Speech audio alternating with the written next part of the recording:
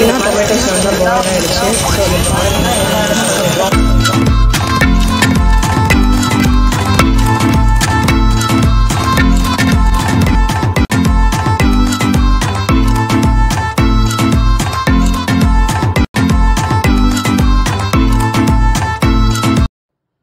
Hi friends, welcome to சொல்லுங்க. இன்னைக்கு என்ன செய்ய போறோம் பார்த்தீங்கன்னா, வாழைப்பழம் கட் பண்ணி எடுத்ததுக்கப்புறம் என்ன பண்ணுறீங்கன்னா, நாட்டு சக்கரை போட்டிருக்கேன். இதுக்காக நான் ஒயிட் சுகர் சேர்க்கல.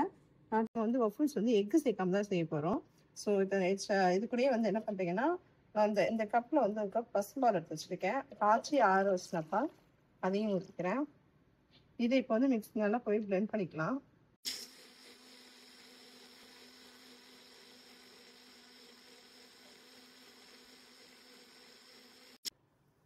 அரைச்ச மிக்ஸரை பவுலில் ஊற்றிக்கலாம்.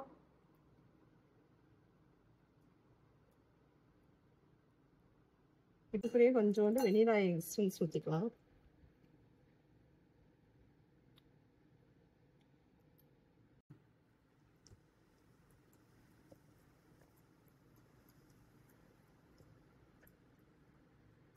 அப்புறம் பேக்கிங் பவுடர் ஒரு அரை ஸ்பூன் போடலாம். கொஞ்சமாக போட்டுக்கோங்க, ரொம்ப போட வேண்டாம். இது நல்லா மிக்ஸ் பண்ணுங்க. இது கூட இப்போ நம்ம மைதா மாவில் கோதுமை மாவு போட்டுக்கலாம்.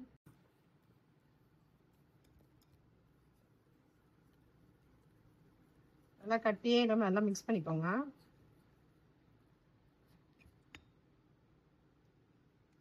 இது மிக்ஸ் பண்ணும்போது என்ன பண்ணுறீங்கன்னா, கொஞ்சமாக குக்கிங் ஆயில், அப்படி இல்லை பட்டர், மெல்ட் பண்ண பட்டர் கூட கொஞ்சம் போட்டுக்கோங்க. ஒரு 2 ஸ்பூன் போல குக்கிங் ஆயில் போதும். இல்லைன்னா ஒரு நல்லா பட்டர் மெல்ட் பண்ண பட்டர் போட்டு நல்லா மிக்ஸ் பண்ணுங்க.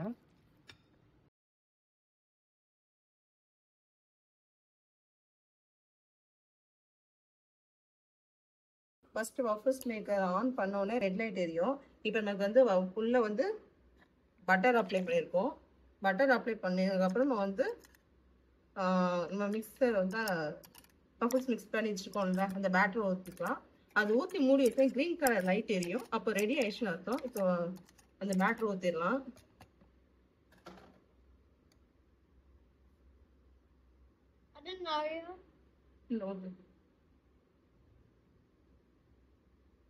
இன்னும் கொஞ்சம் ஊற்றிக்க, இன்னும் கொஞ்சம் ஊற்று.